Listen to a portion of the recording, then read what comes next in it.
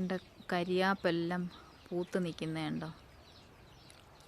കരിയാപ്പ് പൂത്ത് കഴിഞ്ഞാൽ ദോഷമാണ്, മുറിച്ച് കളയണം, ഒടിച്ചൊടിച്ച് കളയണമെന്നിങ്ങനെ പല യൂട്യൂബ് വീഡിയോയിൽ ഞാൻ കണ്ടിട്ടുണ്ട്. പക്ഷേ എങ്കിൽ എനിക്ക് വേണ്ട അങ്ങനെ തോന്നുന്നില്ല. എന്താണെന്ന് വെച്ചാൽ ഇതിൽ ഒരുപാട് ബട്ടർഫ്ലൈകൾ, വണ്ടും ഈച്ചയും എല്ലാം തേൻ കുടിക്കാനായിട്ട് വരും കേട്ടോ.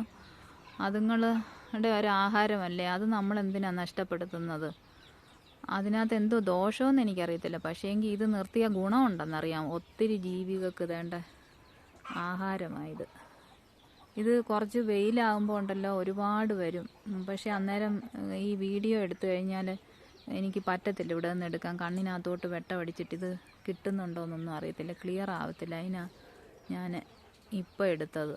അതുകൊണ്ട് ഇതുപോലെ ഒത്തിരി വരും ഇച്ചിരൂടെ കഴിയുമ്പോഴത്തേക്കിന്.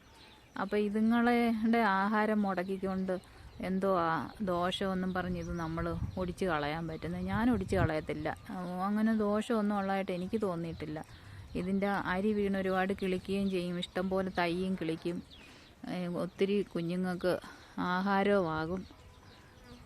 അപ്പോൾ അത് കണ്ടോ, ഇത് കുരുകുരാ തൈ, ഇതെല്ലാം കഴിഞ്ഞ വർഷത്തെ തൈയാണ് നിൽക്കുന്നത് കണ്ടോ, വീണ്ടും തൈയാണ് നിൽക്കുന്നത്. അപ്പോൾ നമ്മളിതൊക്കെ ഒടിച്ച് കളയരുതെന്നാണ് എൻ്റെ അഭിപ്രായം. എന്തോ ദോഷമാണ് അതൊക്കെ, ഇതുങ്ങൾക്ക് ഒക്കെ ആഹാരമാകത്തില്ലേ.